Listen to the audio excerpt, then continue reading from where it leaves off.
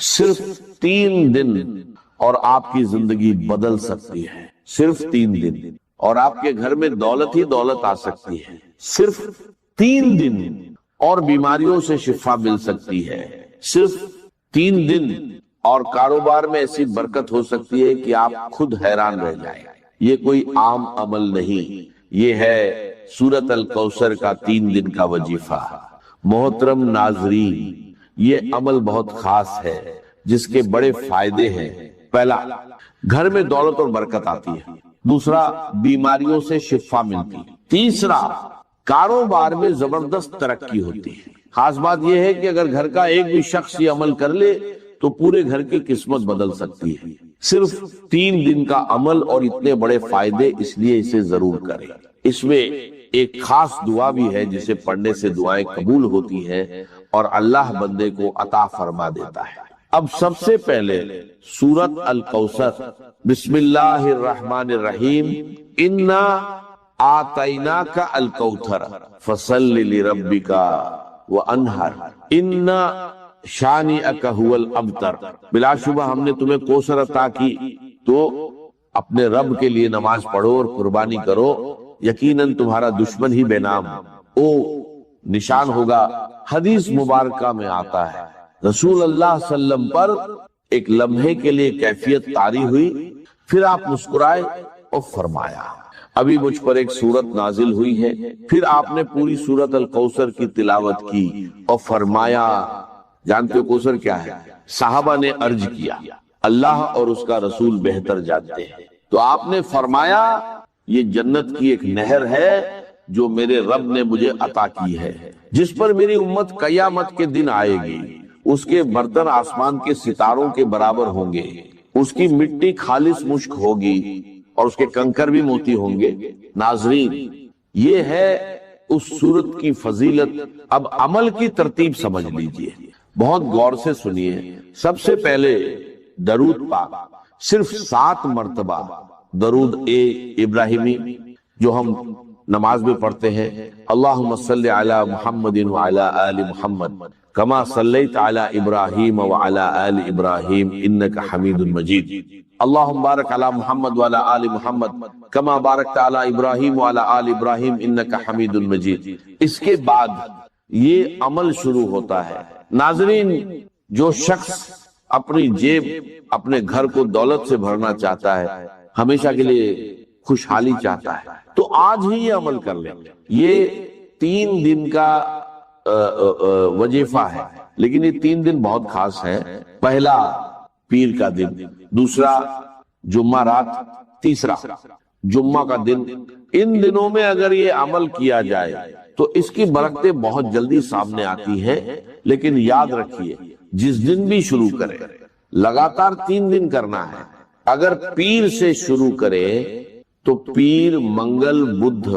اگر جمعہ رات سے شروع کرے تو جمعہ رات، جمعہ، ہفتہ، انشاءاللہ اللہ جو بھی دعا مانگی جائے گی اللہ تعالی فوراً قبول فرمائے گا۔ تو ناظرین، یہ عمل ایک ایسا راج ہے جو اللہ والوں کا بتایا ہوا ہے، ایسا راج جو ہر کسی کو نصیب نہیں ہوتا۔ یقین جانیے، اس سے پہلے آپ نے ایسا عمل کبھی نہیں کیا ہوگا۔ یہ 100% گارنٹی والا عمل ہے، اور میں یہ بات پورے دعوے کے ساتھ کہہ رہا ہوں، جو بھی اس عمل کو کرتا ہے وہ بہت جلد مالا مال ہو جاتا ہے، کیونکہ یہ عمل کبھی ضائع نہیں جاتا۔ یہ ایسا عمل ہے جس کا اثر فوراً ظاہر ہوتا ہے، اس کی تاثیر فوراً ملتی ہے اور اس کی برکات فوراً نصیب ہوتی ہے۔ اب سب سے پہلی بات، جب آپ درود پاک پڑھ لیں تو اس کے بعد اس عمل کے دوران کسی سے کوئی بات نہیں کرنی، نہ کسی سے گفتگو، نہ کسی سے کلام، مکمل خاموشی کے ساتھ یہ عمل کرنا ہے۔ ناظرین، دوسری اہم بات، 1 گلاس پانی اپنے پاس ضرور رکھنا ہے۔ یہ پانی شفا کے لیے ہے۔ گھر میں کوئی بھی بیماری ہو، چاہے دائمی ہو یا عارضی، چاہے جسمانی ہو یا ذہنی، ڈپریشن ہو، پریشانی ہو یا کوئی لا علاج مرض، یقین جانیے اس عمل کی برکت سے ہر قسم کی بیماریاں ختم ہو جاتی ہیں۔ اور اگر کاروبار نہیں چل رہا، رکاوٹیں آ رہی ہیں، بار بار نقصان ہو رہا ہے، تو یہ عمل کر کے دیکھیے، کاروبار فوراً عروج پر چلا جائے گا۔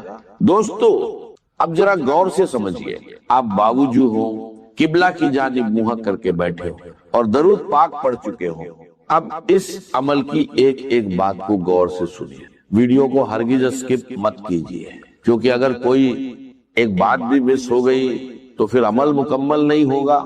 جیسے چابی کا ایک دانت ٹوٹ جائے تو وہ تالا نہیں کھولتی، اسی طرح اگر عمل کا ایک حصہ بھی رہ گیا تو نتیجہ نہیں ملے گا۔ پھر یہ مت کہنا کہ فائدہ نہیں ہوا، کیونکہ یہ وہ عمل ہے جس سے کبھی کسی کو نقصان نہیں ہوا، بلکہ ہمیشہ فائدہ ہی فائدہ ہوا ہے۔ لوگ اس عمل کو تلاش کرتے ہیں، اور جو ایک بار کر لیتا ہے وہ بار بار اجازت مانگتا ہے کہ مجھے دوبارہ یہ عمل کرنے کا موقع ملے، کیونکہ یہ عمل ایسا ہے کہ جیب کبھی خالی نہیں رہتی اور گھر سے دولت کبھی ختم نہیں ہوتی۔ تو ناظرین ضرور اس کو کر کے دیکھیے، انشاءاللہ زندگی آسان ہو جائے گی۔ اب درود پاک پڑھنے کے بعد آپ نے پڑھنا ہے یا وہابو یا وہابو، یہ اللہ تعالی کا ایک اسم مبارک ہے جس کا مطلب ہے بہت زیادہ عطا کرنے والا، یعنی ایسی عطا جس میں کوئی غرض نہ ہو، بنا کسی معاوضے کے، جسے چاہے جتنا چاہے عطا فرما دے۔ اللہ تعالیٰ کی ذات وہاب ہے، وہ اپنی مخلوق کو اس انداز میں دیتا ہے کہ اس کا کوئی مقابلہ نہیں، اس کے خزانے میں کبھی کمی نہیں آتی۔ تو ناظرین آج اسی در سے خزانہ حاصل کر لیجئے۔ جو شخص اللہ کو اس صفت سے پکارتا ہے، اللہ اسے بنا مانگے بھی عطا فرما دیتا ہے۔ اور آج آپ نے 3 چیزیں مانگنی ہیں جن کا ذکر شروع میں ہو چکا ہے، یہ تینوں چیزیں اسی ایک عمل سے حاصل ہو جائیں گی۔ اور اگر چھوٹے چھوٹے فائدے بیان کرنے لگوں تو آپ حیران رہ جائیں گے، رزق کے دروازے کھل جاتے ہیں، اللہ کا فضل اور اس کی رحمت برسنے لگے۔ تو آپ نے اس اسم پاک کو صرف 12 مرتبہ پڑھنا ہے۔ اس کے بعد دوسرا اسم پاک یا رزاق، جس کا مطلب ہے رزق دینے والا، بہت زیادہ دینے والا۔ یہ وہ اسم ہے جسے پڑھنے والے مالا مال ہو جاتے ہیں، لیکن یہاں بھی زیادہ تعداد نہیں، صرف تھوڑی سی تعداد میں پڑھنا ہے۔ جب یہ تمام اذکار ایک ساتھ پڑھے جاتے ہیں تو ان کی تاثیر کئی گنا بڑھ جاتی ہے۔ اگر آپ کے پاس کوئی ذریعہ آمدن نہیں تو ذریعہ بھی بن جاتا ہے، چاہے آپ امیر ہو یا غریب، فقیر ہو یا تنگ دست، اللہ سب پر کرم فرماتا ہے اور سب کو مالا مال کر دیتا ہے۔ جو شخص غنی ہونا چاہتا ہے، دولت حاصل کرنا چاہتا ہے، وہ یہ عمل کر کے دیکھے، یقین جانیے اپنی جگہ سے اٹھنے سے پہلے اللہ اسے نواز دیتا ہے۔ اگر کوئی رکاوٹ ہے، کاروباری مسائل، شادی کے مسائل، رشتوں کے مسائل، گھر کی نافرمانیاں یا قرض کا بوجھ، تو یہ عمل کیجئے۔ اللہ غیبی مدد فرماتا ہے اور قرض ادا ہونے کے اسباب پیدا ہو جاتے ہیں۔ اگر آپ غیبی مدد دیکھنا چاہتے ہیں تو یہ عمل ضرور کیجئے۔ ناظرین یہ ہر مقصد کے لیے ہے، اور وہ 3 بڑے فائدے، دولت، کاروبار کی برکت اور شفا، یہ سب آپ کو اسی عمل سے ملیں گے۔ اب ایک گلاس پانی جو آپ نے پاس رکھا ہے، اسے اس شخص کو پلائے جو بیمار ہے یا پریشان حال ہے۔ اگر خود آپ بیمار ہیں، سر درد، معدہ، کمر درد، جوڑوں کا درد یا کوئی بھی بیماری، اللہ کے فضل سے اس پانی کے ذریعے شفا نصیب ہوگی، کیونکہ اس میں آپ کو سورہ کوثر بھی پڑھنی ہے۔ اب میں سورہ کوثر کی بات کرتا ہوں، لیکن سب سے پہلے جو اسم پاک میں نے آپ کو بتایا تھا، یعنی یا رجاکو، اس کے کمالات دیکھیں جب آپ اسے پڑھیں۔ اس کی برکت سے روزی کے سلسلے میں نئی نئی راہیں کھلتی ہیں، نئی جگہوں سے رزق کے اسباب پیدا ہوتے ہیں۔ یہ عمل رزق کی پریشانیوں سے نجات دیتا ہے اور انسان کے لیے मालदारी और इज्जत के रास्ते खोलता है।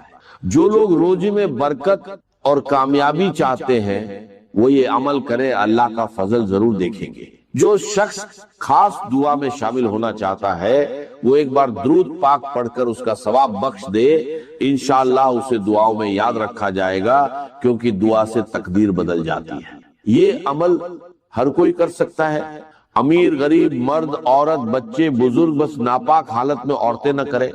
इसके लिए कोई खास दिन या वक्त की पाबंदी नहीं, लेकिन फज्र या ईशा के बाद करना बेहतर है। या रज़ाकू का वजीफा उंगलियों या तस्बीह पर पढ़ सकते हैं। कोशिश करें कि तन्हाई में सुकून और खशू के साथ पढ़ें। 23 बार या रज़ाकू पढ़े, फिर सूरह कौसर पढ़े, बिस्मिल्लाहिर्रहमान निर्रहीम इन्ना अतैना कल कौसर। फिर ये दुआ 3 बार पढ़े, ला इलाहा इल्लल्लाह सुभान शाफी अल काफी। तरतीब याद रखे, या वहाबू या रज़ाकू, सूरह कौसर दुआ। इसमें कोई आगे पीछे या कमी बेशी ना करे और बीच में किसी से बात ना करे। अमल के बाद वहीं बैठकर दुआ करे। अगर रात को करे तो वुजू के साथ सो जाए, सुबह मुकद्दर चमक उठेगा। अगर सुबह करे तो पूरा दिन कामयाबी मिलेगी। अमल के बाद सामने रखा पानी का गिलास ले, उस पर दम करे और 3 घूंट में पी ले, हर बार बिस्मिल्लाह पढ़कर। अगर घर में ज्यादा लोग हैं तो उसी पानी को बढ़ाकर सबके लिए इस्तेमाल कर सकते हैं, लेकिन घर से बाहर किसी को न दें। अब सूरह कौसर का तरीका थोड़ा खास है, इसकी अहमियत बहुत ज्यादा है। इसे सूरत ए शिफा भी कहा जाता है, जो रोशनी और नूर की तरह इंसान की जिंदगी को चमका देती है। कभी इसे ग्रहण भी लग जाता है, दिन भर में ये 3 हालात बदलता है, सुबह और शाम हल्का और दोपहर में तेज। लेकिन कुरान पाक की ये सूरत सूरह कौसर इतनी रोशन है कि पूरी दुनिया को चमका देती है, पूरे घर को रोशन कर देती है। जो भी इसे पढ़ता है वो खुद भी चमक जाता है और उसकी नस्लें भी इसकी बरकत से रोशन हो जाती हैं।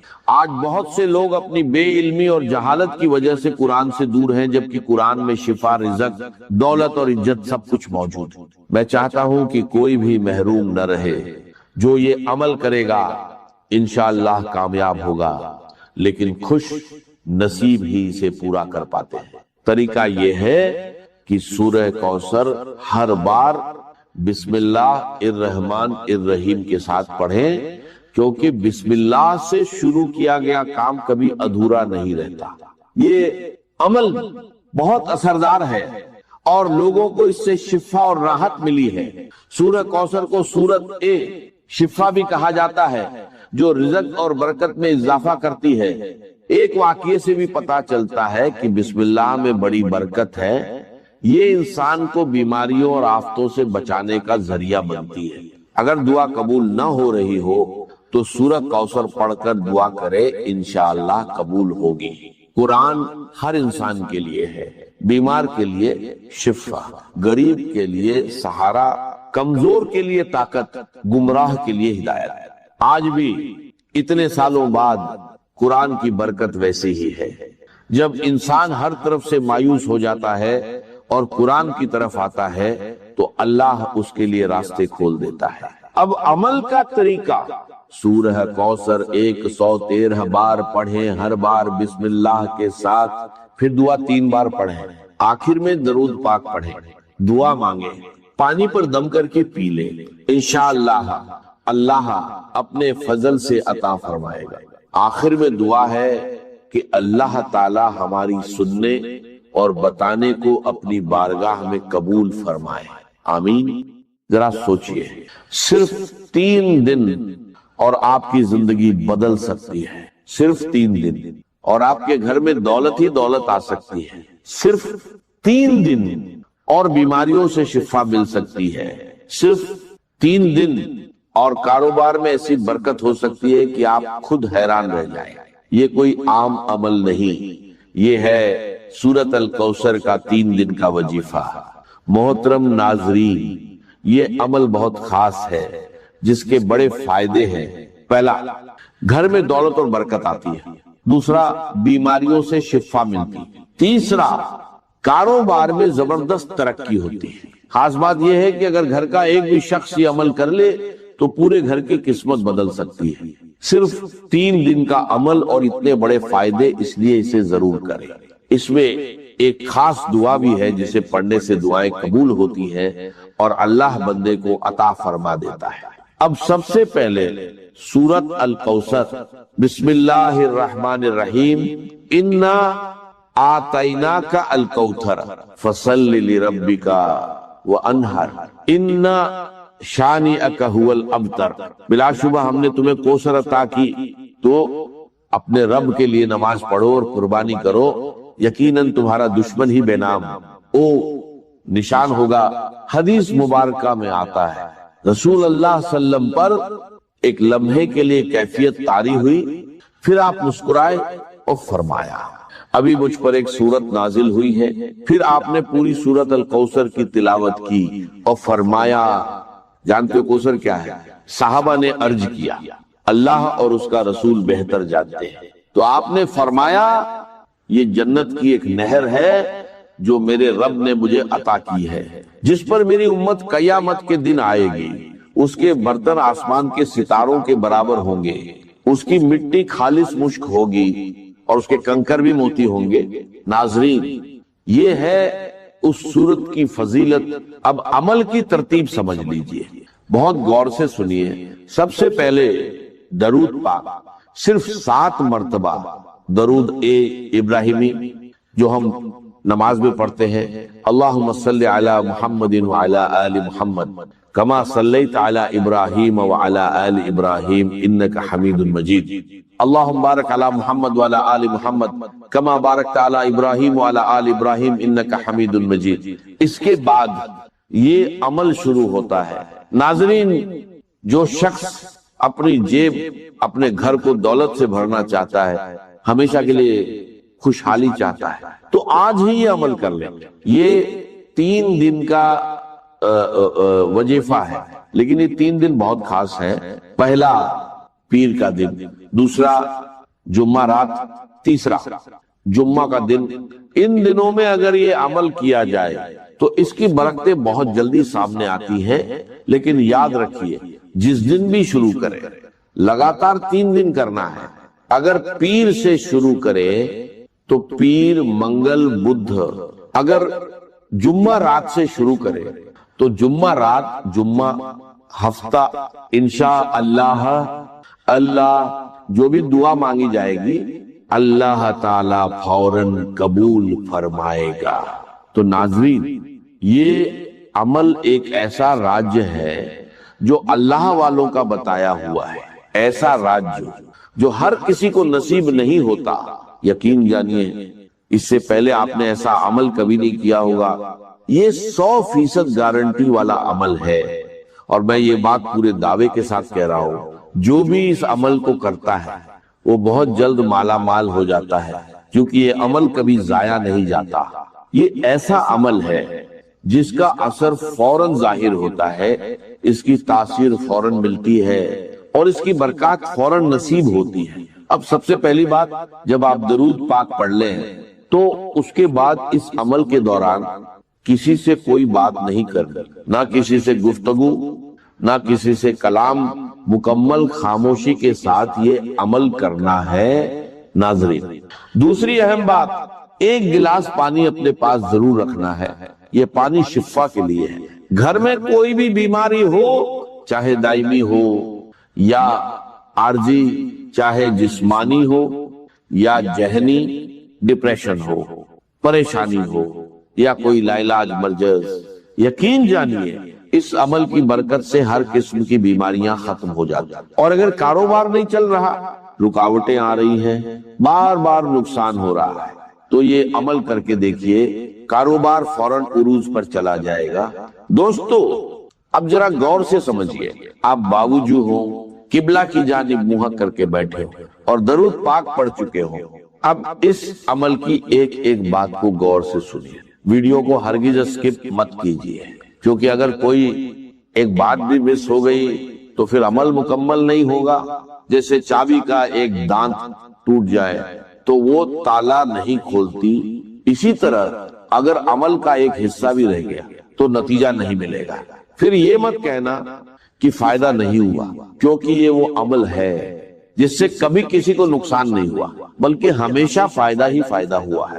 لوگ اس عمل کو تلاش کرتے ہیں اور جو ایک بار کر لیتا ہے وہ بار بار اجازت مانگتا ہے کہ مجھے دوبارہ یہ عمل کرنے کا موقع ملے، کیونکہ یہ عمل ایسا ہے کہ جیب کبھی خالی نہیں رہتی اور گھر سے دولت کبھی ختم نہیں ہوتی۔ تو ناظرین ضرور اس کو کر کے دیکھیے، انشاءاللہ زندگی آسان ہو جائے گی۔ اب درود پاک پڑھنے کے بعد آپ نے پڑھنا ہے یا وہابو یا وہابو، یہ اللہ تعالی کا ایک اسم مبارک ہے جس کا مطلب ہے بہت زیادہ عطا کرنے والا، یعنی ایسی عطا جس میں کوئی غرض نہ ہو، بنا کسی معاوضے کے، جسے چاہے جتنا چاہے عطا فرما دے۔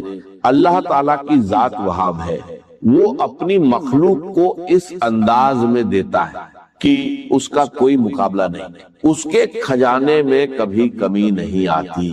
تو ناظرین آج اسی در سے خزانہ حاصل کر لیجئے۔ جو شخص اللہ کو اس صفت سے پکارتا ہے اللہ اسے بنا مانگے بھی عطا فرما دیتا ہے۔ اور آج آپ نے 3 چیزیں مانگنی ہیں جن کا ذکر شروع میں ہو چکا ہے۔ یہ تینوں چیزیں اسی ایک عمل سے حاصل ہو جائیں گی، اور اگر چھوٹے چھوٹے فائدے بیان کرنے لگوں تو آپ حیران رہ جائیں گے۔ رزق کے دروازے کھل جاتے ہیں، اللہ کا فضل اور اس کی رحمت برسنے لگے۔ تو آپ نے اس اسم اے پاک کو صرف 12 مرتبہ پڑھنا ہے۔ اس کے بعد دوسرا اسم اے پاک یا رزاق، جس کا مطلب ہے رزق دینے والا، بہت زیادہ دینے والا۔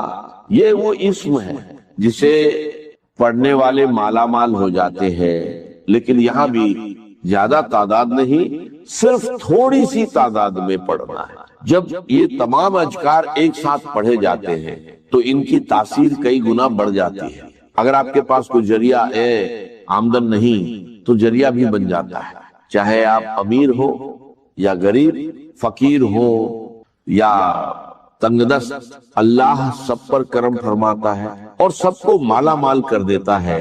جو شخص غنی ہونا چاہتا ہے، دولت حاصل کرنا چاہتا ہے، وہ یہ عمل کر کے دیکھے، یقین جانیے اپنی جگہ سے اٹھنے سے پہلے اللہ اسے نواز دیتا ہے۔ اگر کوئی رکاوٹ ہے، کاروباری مسائل، شادی کے مسائل، رشتوں کے مسائل، گھر کی نافرمانیاں یا قرض کا بوجھ، تو یہ عمل کیجئے۔ اللہ غیبی مدد فرماتا ہے اور قرض ادا ہونے کے اسباب پیدا ہو جاتے ہیں۔ اگر آپ غیبی مدد دیکھنا چاہتے ہیں تو یہ عمل ضرور کیجئے۔ ناظرین یہ ہر مقصد کے لیے ہے، اور وہ 3 بڑے فائدے، دولت، کاروبار کی برکت اور شفا، یہ سب آپ کو اسی عمل سے ملیں گے۔ اب ایک گلاس پانی جو آپ نے پاس رکھا ہے اسے اس شخص کو پلائے جو بیمار ہے یا پریشان حال ہے۔ اگر خود آپ بیمار ہیں، سر درد، معدہ، کمر درد، جوڑوں کا درد یا کوئی بھی بیماری، اللہ کے فضل سے اس پانی کے ذریعے شفا نصیب ہوگی، کیونکہ اس میں آپ کو سورہ کوثر بھی پڑھنی ہے۔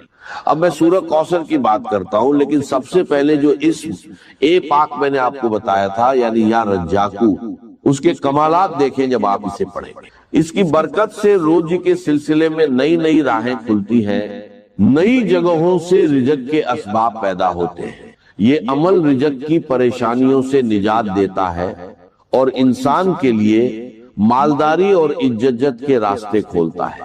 جو لوگ روزی میں برکت اور کامیابی چاہتے ہیں وہ یہ عمل کرے، اللہ کا فضل ضرور دیکھیں گے۔ جو شخص خاص دعا میں شامل ہونا چاہتا، ہم جا کر جھولیاں انہی کے سامنے پسارتے ہیں، انہی سے کبھی سرمایہ کاری کی بھیک مانگتے ہیں، کبھی قرضوں کی بھیک مانگتے ہیں، ان کے چشم ابرو کے اشاروں کے منتظر رہتے ہیں۔ ہماری جنگ اور صلح ان کے تابع ہے، ہمارے تمام وسائل ان کے تسلط میں ہیں۔ وہ دور ابھی ختم نہیں ہوا، فرق صرف یہ ہے پہلے براہ راست حاکم تھے، آج بالواسطہ حاکم ہیں۔ لیکن حضور نے فرمایا صلی اللہ علیہ وسلم یہ دور بھی ختم ہو کر رہے گا۔ یوں سمجھیے جیسے کراچی میں لانڈی کورنگی میں کئی نمبر آتے ہیں بسوں میں، Karachi Landhi number 1، Landhi number 2، Landhi number 3، پھر کہیں 3.5 بھی ہوتا ہے۔ آج ہم بیچ میں کھڑے ہیں اس چوتھے دور کے کہ حضور کے قول کے مطابق ملکن جبرین، یا دور ابھی جاری ہے، نصف ختم ہو گیا ہے، نصف ابھی باقی۔ لیکن ایک بات تو بڑی تلخ ہے، ابھی بقیہ نصف میں بڑی قیامتیں گزرنے والی ہیں۔ اسی بقیہ نصف میں وہ مارکا پیش آنے والا ہے، اسی میں وہ ملاحم ہوں گے، اسی میں وہ الملحمۃ العظمیٰ ہوگی، اسی میں دجال اکبر کا ظہور ہوگا، اس میں ہمارے اوپر تکالیف اور مصائب ابھی اور اس کے سائے گہرے ہوں گے، اور کچھ روز فضاؤں سے لہو برسے گا، اور غمناک یہ تاریک اندھیرے ہوں گے، لیکن اس کے بعد فرمان نبوت پوری شان کے ساتھ ظاہر ہوگا۔ ثم تکون خلافت علی منہاج النبوہ، پھر دور آئے گا خلافت علی منہاج النبوہ کا، دوبارہ وہی دور، نہیں وہ نظام جو محمد رسول اللہ نے قائم فرمایا صلی اللہ علیہ وسلم، دنیا میں دوبارہ قائم ہو کر رہے۔ میرے کئی دوستوں نے کہا ہو کر رہے گا، اور میں یقین کے ساتھ کہتا ہوں ہو کر رہے گا، صرف یہ کہ ہم یہ نہیں کہہ سکتے ابھی اس میں کتنی دیر ہے۔ جیسے قرآن مجید میں کئی جگہ حضور سے کہلوایا گیا، نبی کہہ دیجئے ان ادری اقریب ام بعید ما توعدون، لوگوں جو وعدہ تم سے کیا جا رہا ہے یہ تو میں نہیں کہہ سکتا وہ جلدی پورا ہوگا یا دیر میں، ہوگا ضرور پورا۔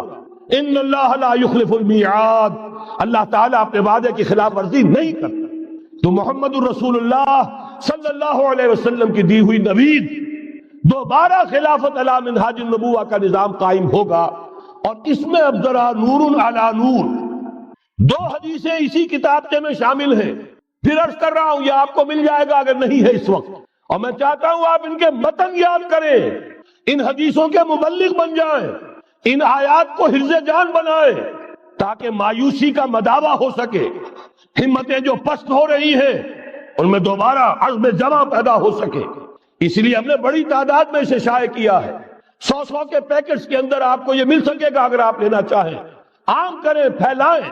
پہلی حدیث ہے مسلم شریف کی، صحیحین میں سے ایک، سند کے اعتبار سے بلند ترین درجہ، حضرت ثوبان اس کے راوی ہے رضی اللہ تعالی عنہ، بڑے پیارے الفاظ ہیں محمد الرسول اللہ صلی اللہ علیہ وسلم کے، فرماتے ہیں ان اللہ زوالی الارض، اللہ نے میرے لیے پوری زمین کو سکیڑ دیا، لپیٹ دیا، فرائے تو مشارقہا و مغاربہا، میں نے اس کے سارے مشرق دیکھ لیے، سارے مغرب دیکھ لیے، وَإِنَّ أُمَّتِي سَيَبْلُغُ مُلْكُهَا مَا زُوِيَ لِي مِنْهَا، اور یقین رکھو میری امت کی حکومت ان تمام علاقوں پر قائم ہو کر رہے گی جو مجھے اس طرح زمین کو سکیڑ کر اور لپیٹ کر دکھا دیے گئے۔ اب جس شخص کو بھی محمد کی رسالت پر ایمان ہے صلی اللہ علیہ وسلم، اسے کوئی شک نہیں ہو سکتا۔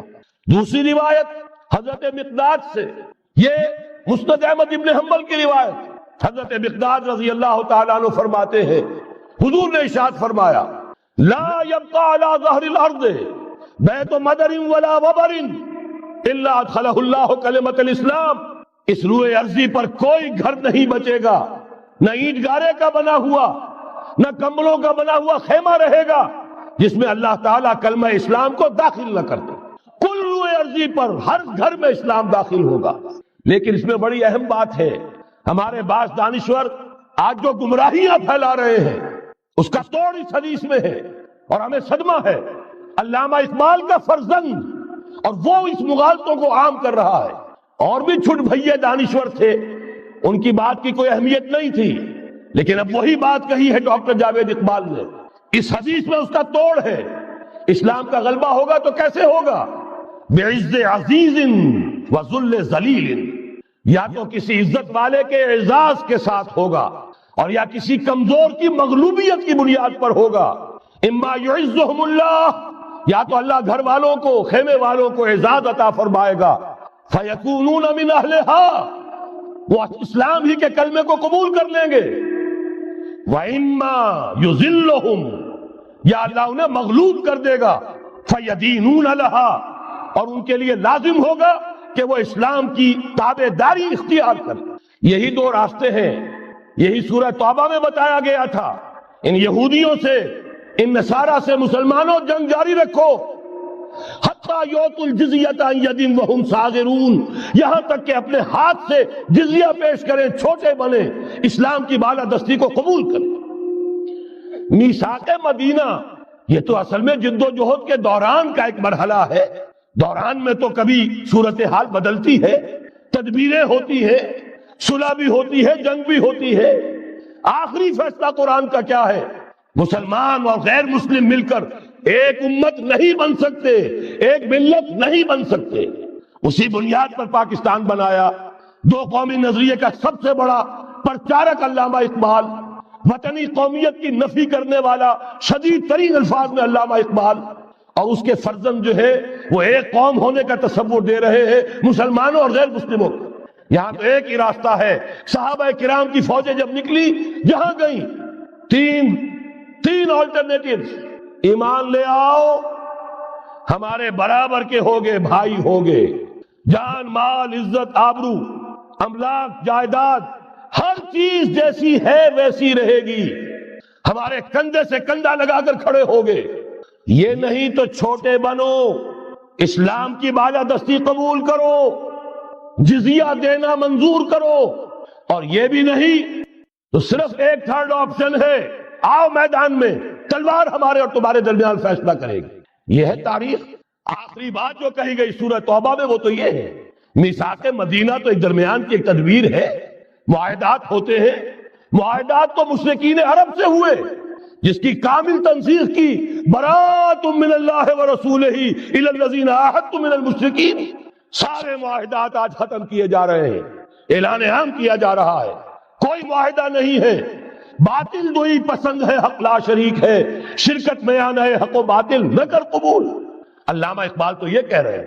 بہرحال ذہن میں رکھیے، حضرت مقداد کی اس حدیث نے بہت بڑا عقدہ حل کیا ہے۔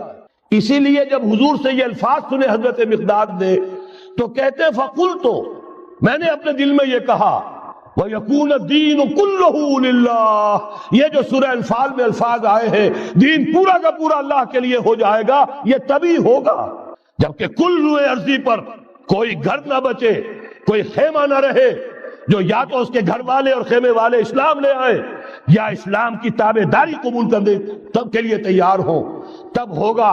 اسی کو اقبال نے کہا تھا جواب شکوہ میں، وقت فرصت ہے کہاں، کام ابھی باقی ہے، نور توحید کا اتمام ابھی باقی۔ لیکن یہ جو حدیثیں میں نے آپ کو سنائی ہے، علامہ اقبال نے در حقیقت انہی کا نقشہ کھینچا ہے۔ آسماں ہوگا سحر کے نور سے آئینہ پوش، اور ظلمت رات کی سیما پا ہو جائے گی، پھر دلوں کو یاد آ جائے گا پیغام سجود، پھر جبھی خاک حرم سے آشنا ہو جائے گی۔ آنکھ جو کچھ دیکھتی ہے لب پہ آ سکتا نہیں، محو حیرت ہوں کہ دنیا کیا سے کیا ہو جائے گی۔ شب گریزہ ہوگی آخر جلوہ خورشید سے، یہ چمن معمور ہوگا نغمہ توحید سے۔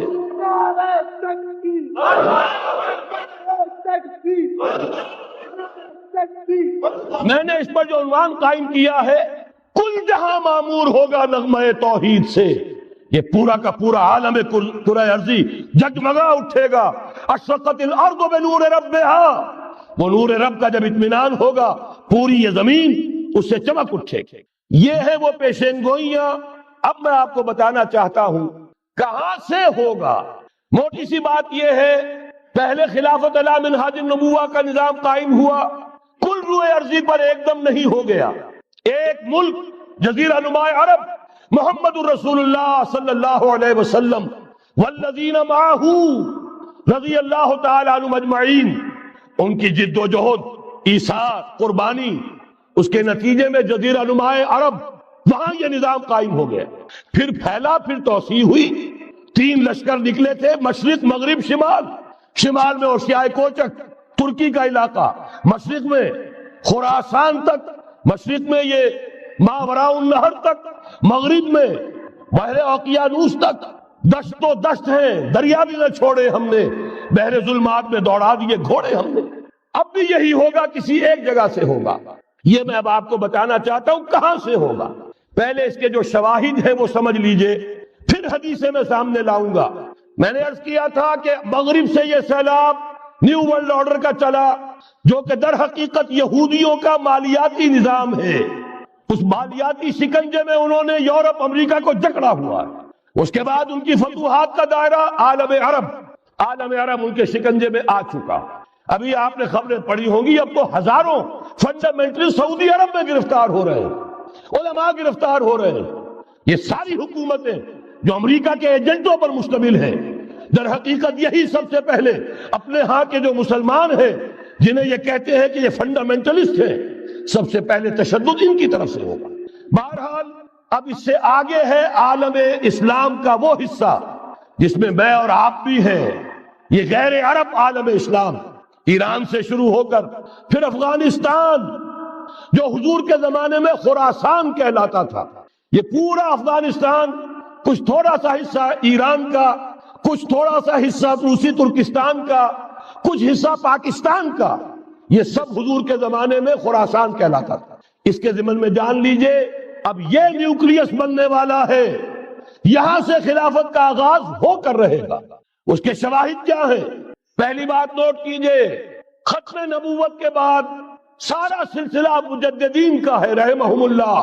1000 برس تک سارے مجدد عالم عرب میں پیدا ہوئے. 11ویں صدی سے یہ صنم خانہ ہند، مجددین کی آماجگاہ، مجدد الف ثانی رحمت اللہ علیہ، 11ویں صدی ہجری یا الف ثانی، اسی کے دوسرا 1000 سال وہیں سے شروع ہوا. کہاں کے رہنے والے تھے؟ 12ویں صدی کے مجدد اعظم شاہ ولی اللہ دہلوی، 13ویں صدی میں سید احمد بریلوی اور ان کے ساتھی شہید شاہ اسماعیل شہید، 14ویں صدی میں شیخ الہند اسیر مالٹا، انگریز سے ٹکرا جانے والا. یہ مضمون ہم نے چھاپا تھا، اگرچہ چھپا تھا وہ پاکستان روزنامہ پاکستان میں، ہم نے بھی اسے چھاپا. اب دوبارہ جو کتاب شائع کیا ہے انگلینڈ میں، انگلستان میں خلافت کی آذان کے عنوان سے اسپیشل ایک جو ہے ندائے خلافت کا ایشو آیا ہے، اس میں دوبارہ ریپیٹ کیا ہے. اس سے آپ کو اندازہ ہوگا شیخ الہند کی شخصیت کا. جرمنی تک سے ان کی گفتگو چل رہی تھی، دارالخلافہ ترکی سے گفتگو چل رہی تھی. ہندوستان کو آزاد کرا کر دوبارہ اس کو ایک دارالاسلام کی شکل دینا، اس لیے کہ اس وقت تک آپ کو معلوم ہونا چاہیے ہندو ابھی سویا ہوا تھا. وہ غلامی کا جو بھی اس کے اوپر اثر پڑا تھا مسلمانوں کی 1000 سالہ غلامی کا، اس کی وجہ سے اس میں کوئی حوصلہ تھا ہی نہیں. سیاست کے میدان میں ہندو ابھی آیا ہی نہیں تھا. اس وقت اگر کہیں وہ تجویز کامیاب ہو جاتی، وہ برلن پلان، وہ ریشمی رومال تحریک، تو واقعہ یہ ہے کہ 30 برس اور یہ بر عظیم پاک و ہند انگریز کا غلام نہ رہتا. وہ تحریک نہیں. پھر یہ کہ اگر خلافت کو ختم کیا گیا تو احتجاجی تحریک چلی تو یہاں، اور کس شد و مت کے ساتھ، مولوی اما محمد علی کی جان بیٹا خلافت میں دے دو، پورا بر عظیم پاک و ہند گونج اٹھا. گاندھی کو شریک ہونا پڑا تحریک خلافت میں. کہاں گاندھی، کہاں خلافت. پھر اور شواہد نوٹ کیجئے، وہ جو کولونیل رول بظاہر ختم ہوا ہے، تمام مسلمان ممالک بظاہر آزاد ہوئے، لیکن کہیں بھی تحریک میں اسلام کا نعرہ نہیں لگا. صرف ایک جگہ، پاکستان کا مطلب کیا؟ لا الہ الا اللہ. اور اس سے پھر گونج گیا پورا بر عظیم پاک و ہند، راس کماری سے لے کے درہ خیبر تک، اور ادھر مکران سے لے کر چٹاگانگ تک.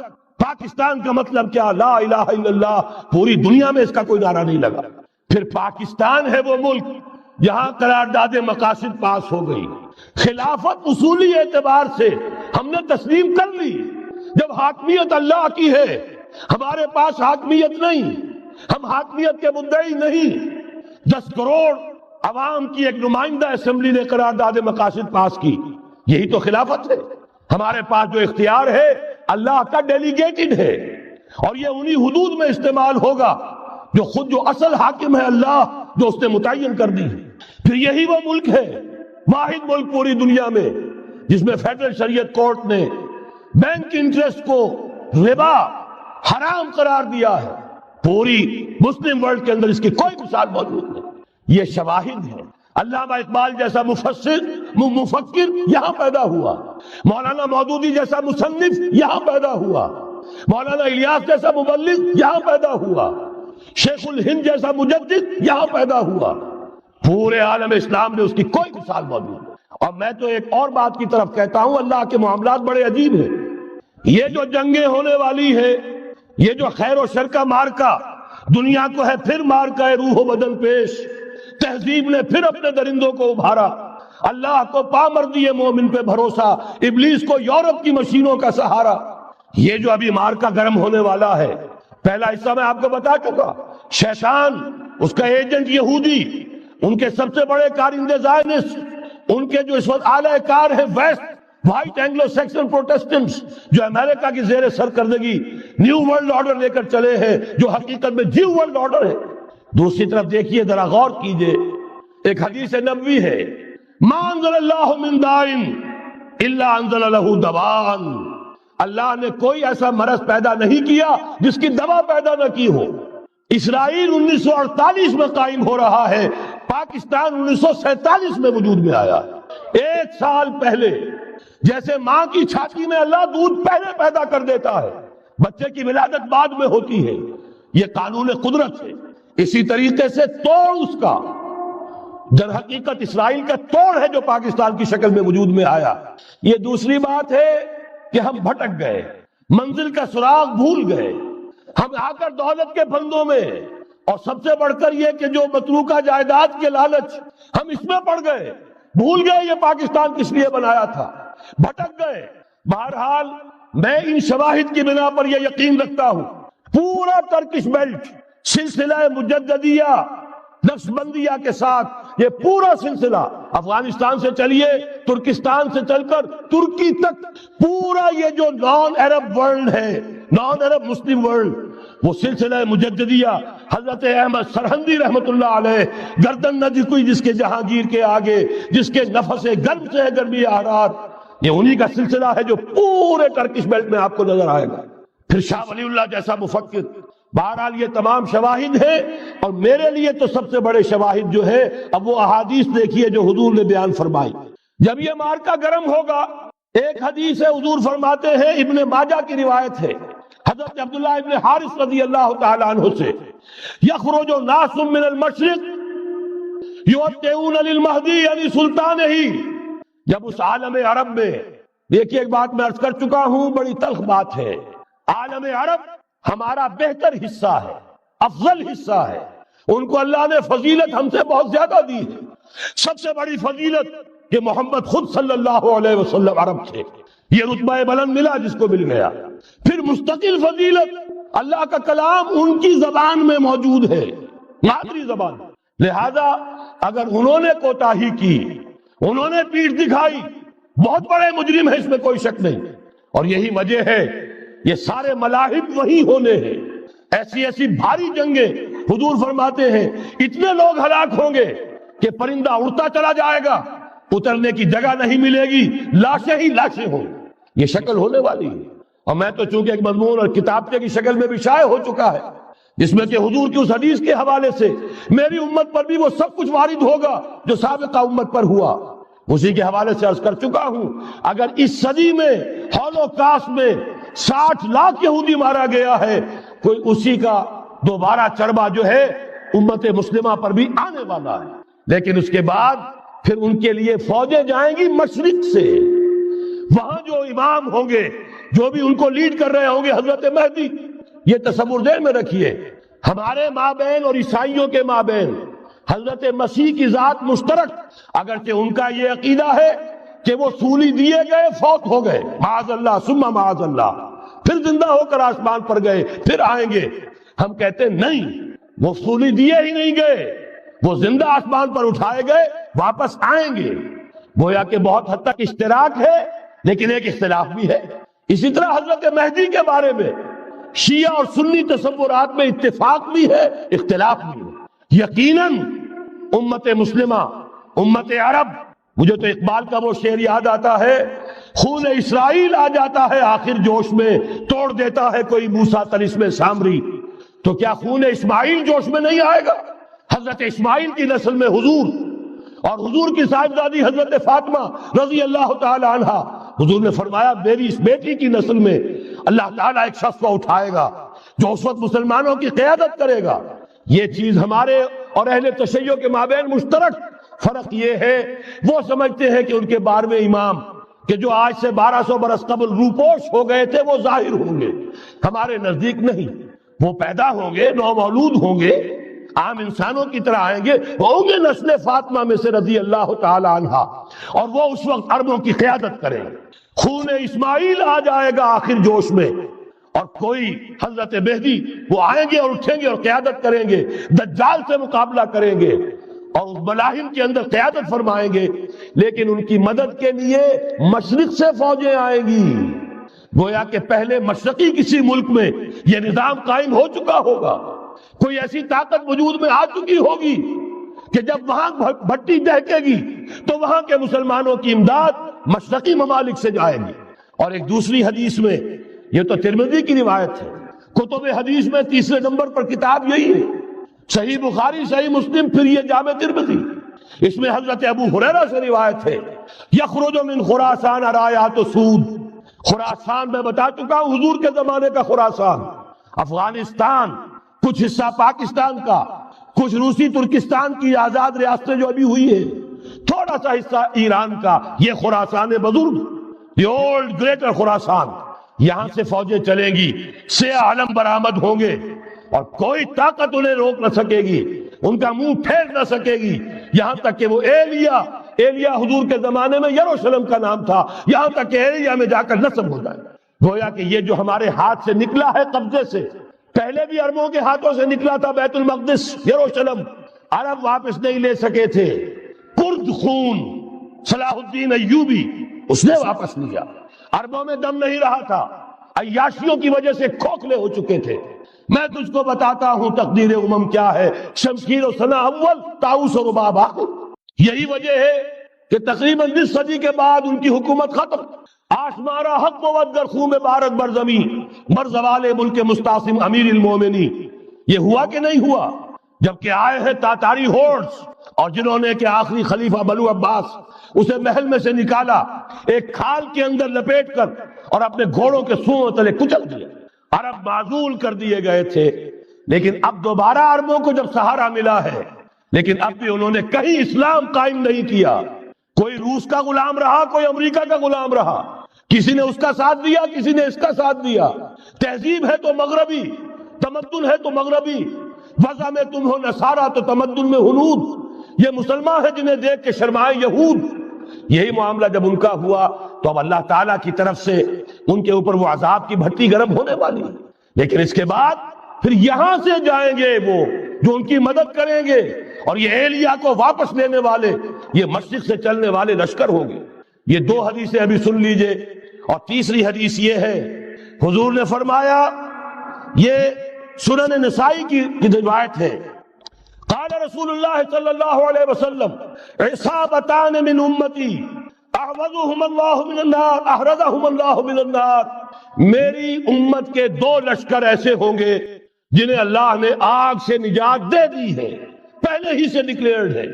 عصابت تغزو الہند، ایک لشکر کے جو ہند پر حملہ آور ہوگا، وعصابت تکون مع عیسیٰ ابن مریم علیہ السلام، اور دوسرا لشکر وہ ہے جو حضرت عیسیٰ کے ساتھ جا کر اور ان کے ساتھ مل کر یہودیوں کے خلاف جنگ کرے گا۔ میں اس حدیث کا جو مطلب سمجھتا ہوں واللہ عالم، یہ اسی علاقے میں جب انقلاب آ جائے گا، یہ علاقہ خراسان اور پاکستان، جب یہاں نظام خلافت قائم ہوگا، یہاں سے اسلام کی توسیع ہوگی، اور یہاں سے جانب مشرق ہند اور جانب مغرب یہ جو یہودیوں کا سیلاب آ رہا ہے، ان دونوں کا مقابلہ کرنے کے لیے انشاءاللہ العزیز، ورنہ یہ عصابتان جو ہے ایک حدیث میں جمع کرنے کی کوئی اور حکمت ہو نہیں سکتی، ورنہ تو ہندوستان پہ کئی لشکر آئے ہیں، لیکن یہ کہ در حقیقت اسی وقت جبکہ عالم عرب میں وہ بھٹی دہکے گی، اسی وقت یہاں انقلاب آ چکا ہوگا، ایک طرف یہاں سے مدد کے لیے لشکر جائیں گے کہ جو مسلمان عرب جو ہیں ان کی مدد کریں گے، حضرت مہدی کے جھنڈے تلے لڑیں گے، حضرت مہدی کی حکومت کو مستحکم کریں گے، یؤتمون للمہدی، دوسری طرف وہ ہندوستان کی طرف پیش قدمی کریں گے، اور یہیں سے جیسے اس وقت سیلاب نکلا تھا جزیرہ نما عرب سے، ایک داہنی طرف ایک بائیں طرف، ایران، افغانستان، ترکستان، ادھر مصر، لیبیا، الجزائر، مراکش، موریطانیہ، اسی طریقے سے انشاءاللہ اسی علاقے سے اس کا آغاز ہوگا اور بات آگے بڑھے گی۔ تو غرب اصل حاصل کیا ہے؟ یہ ہونا ہے، پچھلے آثار ثابت کر رہے ہیں کہ ہونا ہے، حضور کی احادیث بتا رہی ہے کہ یہی سے ہونا ہے۔ ہوا صرف یہ ہے ہم بھٹک گئے، ہمیں اپنی منزل یاد نہ رہی۔ میں تو بہرحال ان لوگوں میں سے ہوں جنہوں نے نعرے لگائے تھے پاکستان کا مطلب کیا، لا الہ الا اللہ۔ میں سن 46 میں یہاں حبیبیہ ہال میں قائد اعظم نے مسلم اسٹوڈنٹ فیڈریشن کے جس اجلاس کو خطاب کیا تھا، ضلع حصار سے جو 2 ڈیلیگیٹ آئے تھے ان میں سے ایک میں تھا۔ میں نے بہرحال اس تحریک میں بھی حصہ لیا ہے، ایک ننھے کارکن کی حیثیت سے لیا ہے، پھر حالات کو بدلتے اپنے آنکھوں سے دیکھا ہے۔ ہم کہاں سے کہاں جا پہنچے ہیں، ضرورت صرف